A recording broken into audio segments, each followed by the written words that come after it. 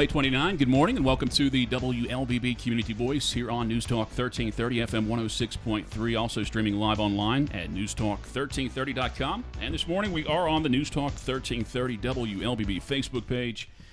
See a room full of handsome young gentlemen joining us on this morning's Community Voice program. One of them's a local guy, but he's kind of got a big shindig going on this week and invited some friends over that I believe he hasn't seen in about 30 years. I thought this was a good show to talk about this morning. This is the week of Memorial Day and patriotic week for many. All five of these gentlemen served together in Vietnam, and they were there in 75 when it all supposedly ended. I'm going to just talk to them, get some stories out of them. They're more than willing to share and discuss their experiences. First, sitting to my left, we have Steve Fuller. He's the only Carroll County resident. He's the one hosting this gathering. Again, 30 years since these guys have been together. And sitting to his left is Al Facendo, Jay Mowry, Jeff Strickland, and John Sirotnak sitting to my far right. And good to have all five of them here in the studio and try and fit all their stories within 30 minutes on this morning's program. So good morning to all you guys. Good morning. Good morning. And I appreciate your enthusiasm for coming out and talking to us on our local radio station this morning. Steve Fuller and I, we had talked about this probably a couple of years ago. He had told me some stories. I was like, Steve, if you guys ever wanted to come in and just talk about your experiences, give me a call. And sure enough, he did last week. Brought it up. And Steve is the elder of the veterans here. He had served a while before he met all these gentlemen. And I believe only one of you were drafted. Is that what we decided? No. I received my physical notice to come up and take my physical for the draft. And I passed my physical, got off the bus down here in front of the old Carroll Theater. My dad and my granddad both had been in the Army and had a cousin killed in Vietnam in the Army. I'd heard enough about the Army. Mm-hmm. And the recruiting station was right down on Tanner Street. So I got off the bus, walked down to the Navy recruiting office, and signed up. So that's how I got in the Navy. I joined the Navy. I wasn't really drafted. So all of you guys in the Navy, just to point that out. And I think the majority of the war had been going on as far as America's legitimate participation for at least 6 years by the time most of you guys did join in. All right, at least 71, 72 is when they were there. Well, yeah, I guess, share your experience, Steve. I mean, you are the elder of all these gentlemen. I mean, talk about your time before you met them, because they've pointed out that when you guys got in the same group finally, I mean, they did look up to you as the one with the most experience. Well, I don't know if they looked up to me or not. Well, you're taller. I'm taller, yeah. That's me, right. Anyway. Well, I went to basic training in Orlando, Florida. After I got done with basic training, I didn't ask for an A school. I'd planned on just going in and doing 3 years. That was the minimum amount. They called it didn't you go in on the same thing, Jay? What's that? It was called a minority enlistment, where you only went in for 3 years. Yeah, and there was no guarantees. Yeah, no guarantees, nothing. I quit school to join. Wow. So if you didn't have a diploma, you were not going to get a school. But anyway, I went to basic, and then I went to a thing, and they called it fleet prep. It was 2 weeks of school. I think I had a couple of weeks leave, and they flew me to San Francisco, and I hung out there in San Francisco for a while to get transit across the water to catch my ship. I was assigned to, they called them a heavy squadron, RVAH-1. It was a reconnaissance squadron. Flew the old A-5 Vigilantes. They're gone now, been gone for years. But, man, that was quite a trip. I got to the Philippines. They put me on a troop ship just to give me a place to sleep. And then they moved me to a barracks. And then the ship was supposed to be coming back to the Philippines for Liberty. And they turned it around and sent it back out. Well, they were going to fly me to Da Nang. Well, then they said, no, the ship's going to come in anyway. So I'm ready. Had all packed up, ready to fly out. So I had to unpack. Ship came in. We got on the ship, and then we went back out. So I was with Heavy 1 until the end of that deployment, and then I got sent to Airborne Early Warning Squadron, flying E-2s in Norfolk. I re-enlisted, wound up in VA 95, and I actually got out. I mean, how many did we make? I didn't make but one cruise with 95. Right. 77. Yeah, but we did so many workups. It was kind of hard to workups where they go and train. You're on the ship, and anyway, I got out in '79, stayed out for 5 years, went back in, finished out my time. I wasn't in aviation then. I did a different job. Well, the mid '60s when the U.S. Got troops legitimately involved in that. I want to say, is it 65? Is that right? 63. 63. Okay. Yeah. So you were 11 years old when that started happening. When you saw that begin to happen, what did you know about our reasons for being over there? I didn't have any idea why we were there. You know, and it was. They talked about the domino theory. You know, they felt they were afraid if South Vietnam fell, then Thailand would fall, and and it would just the entire Asia, Southeast Asia would become communist. At least that's what they said. But you can talk to anybody that probably made a deployment to Vietnam, and I'm talking Army, Marine Corps guys that were out in the boonies. They didn't know why. They probably didn't have any idea why they were really there. You just went. Is that why you just went? You just felt like that was your patriotic duty? Well. Went or got sent? Yeah, went or got sent. I mean, I didn't. When you joined, I didn't know where I was going to wind up. The first indication. So you didn't join the military with the intention of going to war. You just wanted to be in the military. Well, I joined the Navy because I didn't want to be in the Army. Okay. And no offense to you Army guys, but I just didn't. I didn't want to do that. And I'd always kind of been interested in the Navy. I had an uncle that was in the Navy. We had a next door neighbor when I grew up over on Cherry Street. Had a next door neighbor that still had his Navy uniform, and he'd give me a white hat every now and then. I'd run around the neighborhood with that white hat on. So, well, before we do take our first break, it's I'd mentioned that you guys haven't seen each other for 30 years, haven't been in the same room together. Some of them have seen each other. I think that you guys have met up a couple times. Some of us, like I hadn't seen John. I hadn't seen him since he left the squadron in 1977. So it's closer to 50 years. Well, how did you guys stay in touch? You doing email? Were you sending handwritten letters? Were you talking we on the had phone? a mutual friend that wasn't even in the service that put together a reunion back in 1991. We all met up in Chicago, and with the exception of John and Steve. We couldn't find them. He was still in the Navy, and no one knew where to contact John. John was in hiding. He wasn't. But anyway, the three of us saw each other back in 91, exactly this month in 91. And then I've seen Al since then when he'd come to Florida to go to school as a civilian, aviation schools. But I've been to Steve's house now 3 times since Jeff kind of put us together. We were supposed to have 2 more guys here today, but they've fallen on some bad luck with their health and couldn't be here. We've talked to one of them on the phone, and things are looking better for him, but I think maybe next summer we're going to have a reunion out in Washington State. Go to that guy's place maybe. How much time did you guys spend together? Pretty much 4 years. Yeah, 4 years straight. So. But I want to set something straight here. I think Steve's the only one of us that had anything to do with Vietnam. The war was over when I joined in 75. Officially May 24th, I think, is what the American Legion uses. But there was still work to be done. Oh, yeah, we went over there just to keep peace and the lanes open, the sea lanes open. I mean, it didn't matter whether there was a war going on or not. We were going to go over there and fly and do our missions and train just as if we might have to do something. And in fact, we were just talking this morning, we were supposed to go to Australia in 1977 and something happened. Where was it? It was Korea. Korea, right there in the demilitarized zone. They had a problem where 3 people were killed, and they turned us around and sent us back up there in case they needed us. Well, Steve was the only one active during Saigon at that point. How did you? Am I wrong in that? I was like, now, Jeff. Well, how many of you guys were in VA 95 and 75? I was. Okay, so that was the Maguez. Yeah, you guys helped with the Maguez incident and then the evacuation of Saigon. Right. So that was 75. Was my first cruise, and I mean, my career started. I'm from Arizona. I joined it. I was in college. I didn't feel like I was learning anything, so my dad was in the Navy. I thought, well, I can do that for 4 years because I really didn't have any prospects. I didn't know what I wanted to do.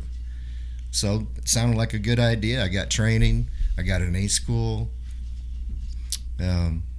Went to Whidbey Island, Washington, NAS Whidbey, and the rest is history. Got on the squadron, and there we went. And then the best thing about this group here is that we all work together, not just in the same squadron. We worked on the flight deck anywhere from 12 to 16 hours a day together.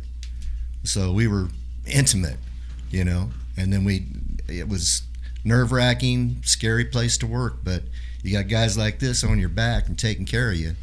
It's pretty nice. Now, this may be a question for all of you guys. Before you, before you were out on the boat together, had you guys left the U.S.? Had you left your state even at that point? Oh yeah, I had left the state, traveled. Most of my folks on my dad's side lived in Alabama, so we traveled there a lot growing up. How about the rest of you? I mean, was that? It's obviously an eye-opening experience, but as far as getting out of your state or getting out of the U.S., was that the first time for you? Yeah, for me, I'm from Connecticut. The first time I was on an airplane was on my way to the Great Lakes to go to boot camp. So that for most of us, that's probably the case. You weren't flying around. We weren't rich kids. But yeah, that was the first time, and I knew that in the Navy we do some serious traveling, and that's the truth. We went all over the world, and the guys like Steve and Jay that did 20, they've been all over the place, serving. I'm trying to compare just your opportunity to meet people from different cultures, different states, compared to now. I mean, everybody's meeting everybody through the internet and things like that, but you guys, you're forced together and you're learning about each other, and obviously in the same predicament and working together. We're going to take our first break here and come back and conclude our conversation with these five gentlemen who were hanging out with Steve Fuller this week at his farm. These guys served together during Vietnam and after Vietnam, and having a reunion of sorts this week.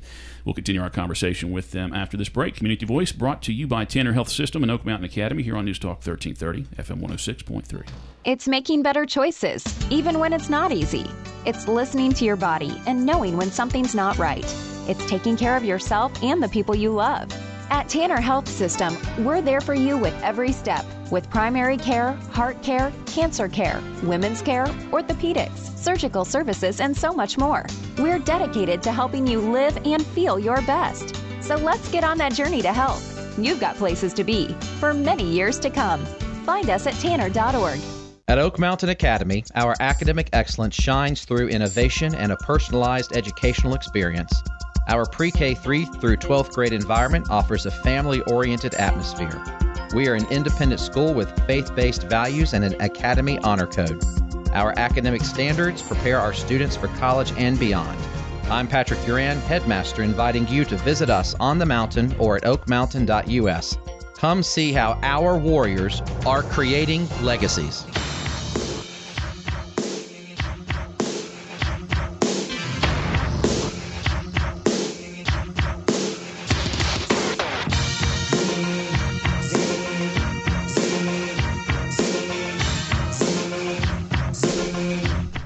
Welcome back to the WLBB Community Voice here on News Talk 1330 FM 106.3, streaming live online at newstalk1330.com. And this morning we are on the News Talk 1330 WLBB Facebook page. Encourage you guys to check that out on our Facebook page and post your comments and questions for the five gentlemen on our show this morning. Served together in the Navy during the middle 1970s.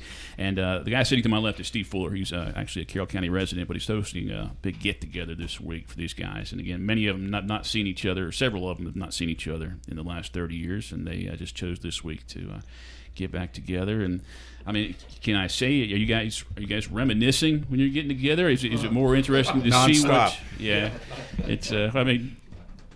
We've spent the last 2 days sitting in Steve's barn.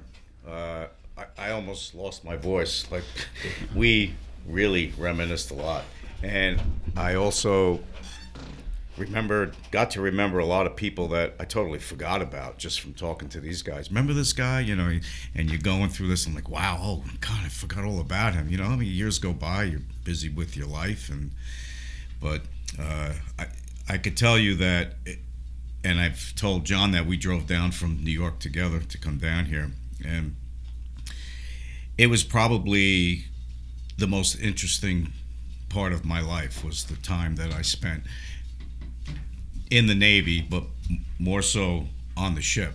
For me, as a kid in high school, I joined the Navy, and I was still in high school when I joined the Navy the month that we were pulling out of Vietnam. I had no idea about Vietnam. I never listened to the news or anything. I was just a high school kid, partying with my friends. But anyway, I joined because I knew I wasn't going to go to college or anything. Anyway, so I went into the service, wound up in VA 95, met these guys, and I could remember the first time we were on the ship, sticking my head above the catwalk and looking on the flight deck, and I was so scared because there were airplanes up there running, all the noise. It's just controlled chaos, basically. And within 2 weeks, it was like I'd been there for 4 months, because that's how much you're working. You're working 15 hours a day, and you're up there all the time.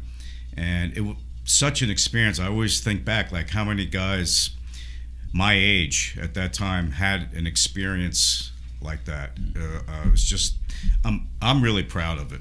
And, I got to meet some great people. It's unfortunate I hadn't seen Steve since I got out of the service in '78. Hadn't seen him at all. Haven't seen John since then. Yes, I have. I went up to your house one time. But at any rate, years and years and years and years. And Jeff and I, more than anybody, we kept in touch a lot. He finally found me after a few years, and we reconnected and spent a lot of time on the phone. My wife would tease me all the time. Well, you make fun of me. You're on the phone with him for 2 hours, and you say I'm on the phone. I said, yeah, but we talk like 4 times a year.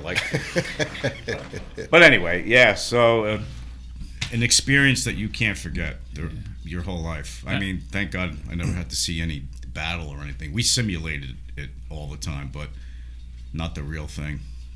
I do want to talk about what you guys actually did, what your jobs entailed. But as far as getting back together, were you surprised to find out how one of you turned out? Maybe something one of you got involved.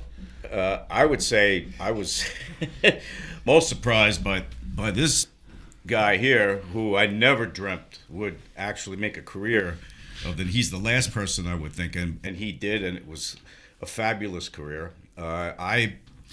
I had thought about doing it, but I got out actually a year and a few months early because my father had passed away, so they let me go home. And I actually went back into the active naval reserves for about a year and a half, and then tried to get into the TAR program. I don't know if you ever heard of the TAR program. I tried to do that because I wanted to go back out to Whidbey Island and live out there, because I had married a woman from there, and we wanted to go back. But that didn't pan out. So, I just got into aviation in the civilian world and had a 43-year career doing that. So it all worked out well. I don't know if I would have fared as well as him if I had stayed in the service. But, again, the best experience of my life.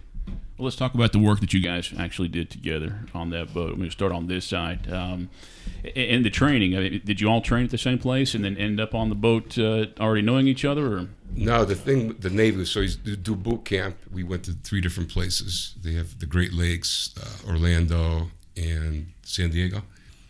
And then from there you go to your first school. I went to A school down in Millington, Tennessee, and I think many of these guys did too. So you go there and you learn basic electricity, electronics, that sort of thing, depending on what rate you want to get in. I was going into aviation electronics. And then once I got there, I got assigned to Whidbey Island, and there you learn weapon systems, different things on your specific jet, the A6, A6E Intruder. And from there you go to your squadron, and that's where we all started meeting up in the squadron, doing maintenance on the planes, making sure the planes are maintained and flying every day. And then you go on a cruise after you work up on carrier quals to qualify to get out there. And then that's where we worked together on the flight deck and had each other's backs and became brothers, really. How long were you on the flight decks together? it was 8 months. 9 9 months. months. Up there. Is that typical? Is that a typical time period? Yeah. Typical cruise length, and they do, you'll have breaks if you go in port, that thing, but there'll be 20, 25 day line period where you're out there, they're flying missions every day. What was a typical day like then? I mean, you get up at 4 o'clock, 5 o'clock? It depended on the flight operations that day, but yeah, a typical day, you get up early, I would say, 6 a.m., get some food, get up on the deck, and you could be up there till 8 o'clock at night, or later, depending on what was happening. And it's hot, it's noisy, it's dangerous. There's so much going on, and they have someone up in the tower, like the air boss. And if you're not following the rules, if you're out of place, they'll take you right off the deck to protect your life and the pilots, because we have expensive aircraft, and these pilots are so well trained. That's our real asset. We got to get them up in the air. But yeah, it was a very wild place up there. Any of you guys seasick before, experienced seasickness before you guys went on the boat? Never. Not me. Yeah. No. It's 8:50 right now. We're going to take our final break and come back and conclude our conversation with these 5 gentlemen. Talk about their experience in the Navy in the middle 70s. Community Voice brought to you by Tanner Health System, Oak Mountain Academy on News Talk 1330 FM 106.3. It's making better choices, even when it's not easy. It's listening to your body and knowing when something's not right. It's taking care of yourself and the people you love. At Tanner Health System, we're there for you with every step, with primary care, heart care, cancer care, women's care, orthopedics, surgical services, and so much more. We're dedicated to helping you live and feel your best. So let's get on that journey to health. You've got places to be for many years to come. Find us at tanner.org. As a graduate of Oak Mountain Academy, I've found that my experience on the mountain prepared me beyond all expectations. As a junior at Auburn University, I approached my studies with great confidence thanks to what I learned at OMA. When I think back on my time on the mountain, I think of my teachers. Their genuine love and concern for me as a student was always evident, and now, as an adult, I still foster those relationships. I'm Carly Robinson, an Oak Mountain Academy alum. Visit oakmountain.us to see how you can offer your child an amazing opportunity to be a warrior.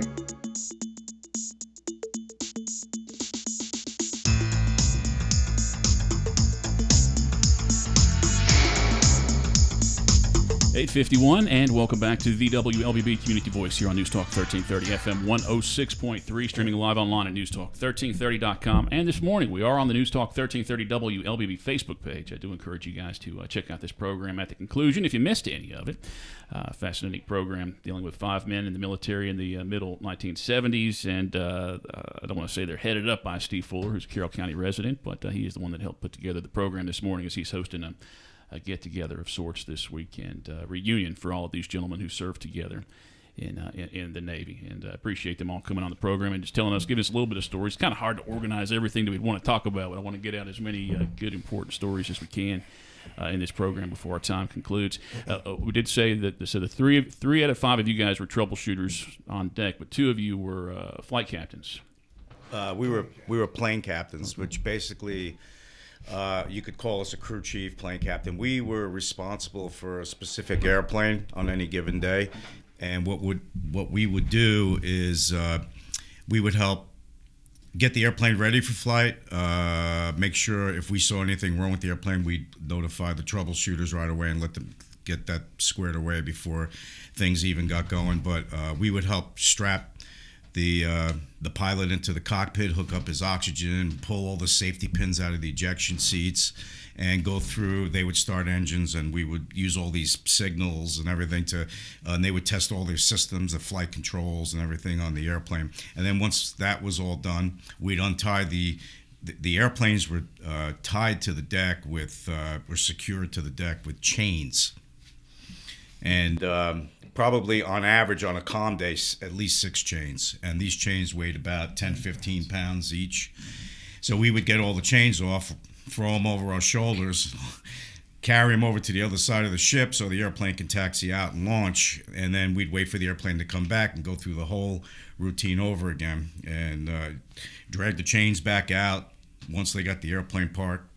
Tie the airplane down to the deck, do our post-flight inspections, and any gripes that we'd have, we would pass along to the troubleshooters, and they'd come up and work on the aircraft. And so it's constant moving and shuffling around the deck, chasing your airplane around, getting it fueled. We were also responsible for fueling the airplanes. The pilot would give us a fuel load, and we would tell the fuelers, and we would control the panel, get it up to where they needed to, and then off they'd go. How many planes could be on the boat at any given time? About 80. 87 in a couple of the outfits that I was in after I left these guys. But I don't know about Steve, but at least the rest of us had the benefit of being in boot camp and going to firefighting school and seeing some of the things that had happened before we ever got out there. Yeah, the USS Forrestal fire was absolutely incredible. The Oriskany, different ships that had aircraft blowing hot exhaust on ordnance and lighting it off, where they're actually pushing planes over the side because there wasn't any putting them out. But long story short, when I got up on the flight deck, I thought it was the scariest thing I'd ever seen in my life until I went up at night. And that trumped the daytime thing. It's very dangerous in the day. It's extremely dangerous at night because you just can't see well. Props are turning, but they look like they're sitting still. So the rule of thumb is everything is going to kill you. It's trying to bite you. So you just head on a swivel and try to survive. Because, I mean, you could get sucked into an intake, get hit by a prop, get blown over the side. Have any number of things could happen. We actually had a couple of guys get blown over the side into the water. And thank God they were rescued. One person, they were both seen going over, but one was at night. And they... by the grace of God, they found him. But, so it's a reality. I mean, it happens. It happens. We got about 4 minutes left in this show, guys. How long are you guys going to stay with Steve now? Is it just this weekend? Or Well, John and I are heading out tomorrow morning to head back home. Jay, I believe, is leaving today. I'm leaving And today. Jeff is never leaving. We've already put him in a bed. What do you guys hope to, when you do meet, are you guys planning on doing this again every year? Is this what you hope to do? I think so. Yeah, I think we ought to do that. I do too. I mean, this has been a long time coming. Yeah. And I did a lot of searching to try to find everybody. It took me a long time, and well, thank God we got the internet now. Well, do you do this to meet up with your high school friends? Why is it more important for you guys to do this? For you guys who serve together. Because I never had an experience in high school like I had working on the flight deck of an aircraft. Never closer to anybody in your whole life either. Yeah, I never had friends in high school as close as I've had in the service. Because it's a whole different relationship.